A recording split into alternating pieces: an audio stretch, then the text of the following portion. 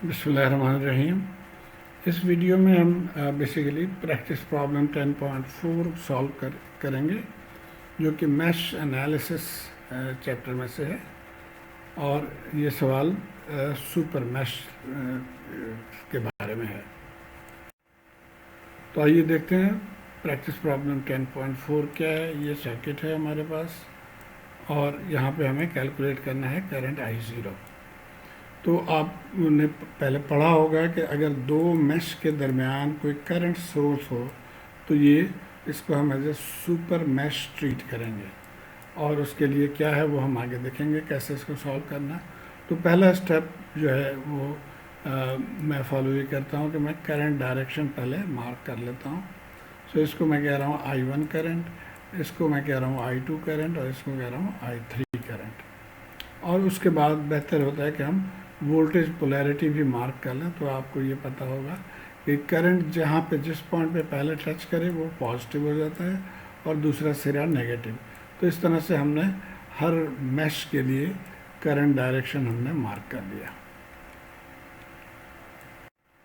अब ये सवाल सॉल्व करते हैं। तो जैसे मैंने बताया कि जब सुपर मैश हो, यानी दो मैश के दरमियान करंट सोर्स हो, तो इसको सॉल्व करने के लिए एक तो हम ये करते हैं कि एक इक्वेशन लिखेंगे इसको निकाल के, और दूसरे इक्वेशन लिखेंगे इस पॉइंट पे या इस पॉइंट पे। हम इस सवाल में इस पॉइंट पे करंट इक्वेशन लिखेंगे। तो ये हमने पहले निकाल दिया। अब एक इक्वेशन यहाँ पे बन रहा है हमारे लिए, और एक इक्वेशन ये सुपर मैश के अंदर बनेगा। तो आइए देखते हैं कैसे लिखना है। तो मैश 1 में बाई KVL हम लिखेंगे। अब हम यहाँ से चल रहे हैं तो ये -60 एंगल 0, तो एंगल 0 लिखना ज़रूरी नहीं है, इसलिए हम सिर्फ इसको -60 लिखेंगे। हाँ, अगर कोई और एंगल होता तो यस उसको आप लिखना पड़ता। तो एनीवे -60, फिर यहाँ पे 10 इंटू I1 हो जाएगा। सो 10 इंटू I1। यहाँ पे आपको पता है ये दो करंट है, I1 ऊपर से नीचे और I2 नीचे से ऊपर। तो हम ये लिखेंगे -J4 I1 -I2, सो -J4 I1 -I2, और उसके बाद ये 5 आ गया तो +5 I1 -I3। तो ये इक्वेशन हो गया हमारे पास एक। और इसको अब हम क्या करेंगे, इसको सिंप्लीफाई करके लाइक टर्म्स को हम इकट्ठा कर लेंगे। एंड हम सिंप्लीफाई कर लिया, I1 के टर्म्स को इकट्ठा कर लिया, फिर I2 का, फिर I3। तो ये हमारा फाइनल इक्वेशन आ गया, इक्वेशन नंबर 1, जो प्रॉपर फॉर्म में है। अब आ जाते हैं हम सेकेंड मैश या सुपर मैश नंबर 1 के लिए इक्वेशन लिखेंगे। तो इसके यहाँ से हम चल सकते हैं -J4। और अब चूँकि हम इस मैश में हैं तो यहाँ पे I2 सुपीरियर है, तो I2 -I1 लिखेंगे। सो -J4 I2 -I1, उसके बाद J8 I2। उसके बाद अब हम यहाँ आ गए। अब यहाँ पे करंट I2 था, लेकिन यहाँ पे करंट I3 है, तो हम I3 को अब यहाँ पे यूज़ करेंगे। सो -J6 I3, और फिर यहाँ पे क्या हो जाएगा 5 I3 -I1। तो ये हमारा हो गया, और इसको भी हम सिंप्लीफाई करके और I1 I2 I3 के टर्म्स को अलहदा कर लेंगे। तो ये हमारे पास ये टर्म्स आ गए। आई होप इसको आप वीडियो को पॉज करके इसको सॉल्व कर लेंगे। तो अब ये दो इक्वेशंस हमारे पास आ गए, ये दो इक्वेशंस आ गए। अब हम इसको इजीली एक अब चूँकि 3 वेरिएबल है तो हमें एक और इक्वेशन चाहिए इसको सॉल्व करने के लिए। और जैसे मैंने बताया कि मैश के ये नोड पे हम एक करंट इक्वेशन मालूम कर लेंगे। तो यहाँ देखिए I2 एंटरिंग है, 2.4 भी एंटरिंग है, और I3 लीविंग है। तो सुपर मैश 2 के इक्वेशन हमारा हो जाएगा I2 + 2.4 और I3 = I3। तो ये हमारा थर्ड इक्वेशन हो गया। अब इसको कई तरीके से आप सॉल्व कर सकते हैं। आसान तरीका ये होगा कि यहाँ पे I3 के वैल्यूज़ जो हम यहाँ से रिप्लेस कर दें, तो फिर हमारे पास दो वेरिएबल्स रह जाएंगे। तो अब इक्वेशन नंबर 1 में हमने यहाँ पे I3 की वैल्यू पुट कर दिया और इसको सिंप्लीफाई कर लिया, फिर I1 के टर्म्स को अलहदा कर लिया, I2 के टर्म्स को अलहदा कर लिया। इसी तरह दूसरे इक्वेशन में भी वही करेंगे हम। यहाँ पे I3 की जगह पे ये वैल्यू पुट कर देंगे, ये जैसे यहाँ पे किया, और इसको भी हमने सिंप्लीफाई कर लिया। तो ये हमारे पास आ गया हमारा इक्वेशन नंबर 5। अब इन दो इक्वेशंस को हम अलग लिख लेते हैं। ये हमारे दो इक्वेशंस हैं, इनको सॉल्व करना है। और यहाँ पे भी आसान तरीका ये है कि आप इसको इन टर्म्स ऑफ मैट्रिक्स लिख लें। तो ये देखिए ये इसके एलिमेंट्स को यहाँ लिख लिया हमने, इसको लिख लिया, फिर इसको नीचे लेकर आए और इस तरह से ये आउटपुट आ गया। तो ये 2x2 matrix, I am sure आपको पता होगा। तो ये लिख लिया, अब हमने इसको सॉल्व करना है। तो अब ये हम मैट्रिक्स फॉर्म में आ गए। अब यहाँ से हमें सिर्फ I1 में हम इंटरेस्टेड हैं। I1 का फार्मूला होगा डेल्टा 1 ओवर डेल्टा। ये जो डिटर्मिनेंट है ये डेल्टा है, और डेल्टा 1 के लिए हम इसके फर्स्ट कॉलम को चेंज कर देंगे विद द आउटपुट।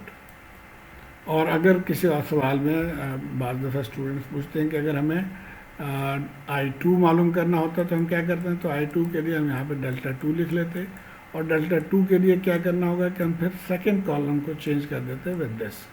तो बहरहाल हम चूँकि डेल्टा 1 मालूम कर रहे हैं तो फर्स्ट कॉलम को चेंज कर देंगे। तो अब कुछ इस तरह से बन गया, फर्स्ट कॉलम को हमने चेंज कर दिया डेल्टा 1 के लिए, सेकंड वैसे ही रहा, और ये डिटर्मिनेंट जो है पूरा इसको यहाँ पे लिख लिया। अब इसकी वैल्यू आप बाय क्रॉस मल्टीप्लिकेशन लिख लेंगे। ये आ गया 72 5 माइनस J2, ये माइनस इन दोनों के मल्टीप्लिकेशन, और इसी तरह नीचे भी ये दोनों मल्टीप्लिकेशन माइनस ये दोनों मल्टीप्लिकेशन। अब इसको आप कैलकुलेटर में पुट करके एक स्टेप में आंसर आ जाएगा, और जब आप ये वीडियो देखेंगे तो ये कैलकुलेटर में कैसे इसको करते हैं वो आपको नज़र आ जाएगा, किस तरह से इसको सॉल्व करेंगे। तो अब इसका आंसर जो है फाइनली जब इसको सॉल्व कर लेंगे तो आंसर आएगा 6.08 5.94 डिग्री एंगल। ये हो गया I1। अब जैसे पहले भी मैंने बताया था कि हमें I0 मालूम करना है, तो I0 is same as I1, therefore हम यहाँ पे ये लिख सकते हैं कि I0 is equal to I1 again 6.08 angle 5। Clear everything, AC. तो उम्मीद है आप We are in complex mode. Else, what we could do is, as I mentioned earlier also, एक और that you टेक्निक go मैंने make sure that you go to simplification के लिए alpha Urdu version में नहीं दिया, mode इंग्लिश वाला जो वीडियो है मेरा so उसमें we are in मैंने complex तरीके mode. बताया कि अगर Now 3x3 we need matrix to enter these ही को हम values सॉल्व करना चाहें and तो they are in कैसे करेंगे। तो आप में से जो fraction form, interested so we'll है select वो this. उस वीडियो को देख लीजिएगा। And in the top शुक्रिया। now we have 72 bracket 5 minus J2, that means 2I, minus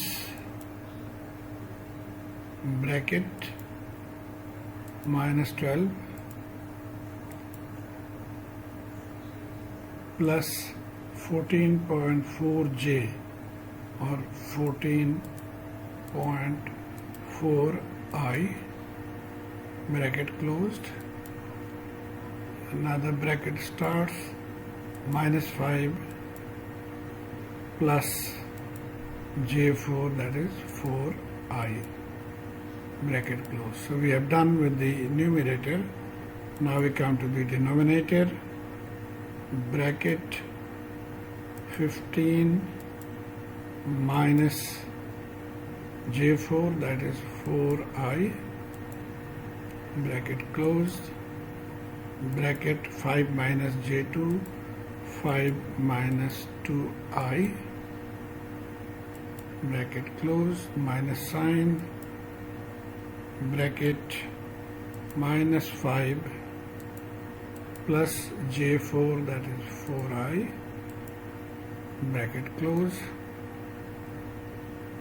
new bracket minus 5 plus J4, that is 4I,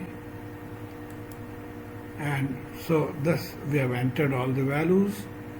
Now we just move here, put equal sign. So this is the answer we got. Again we just press SD to get in the form that we are used to. So 6.05.063I, convert this into polar, shift, complex, polar 3 equal sign. So we get the same answer, that is 6.08 and angle 5.094.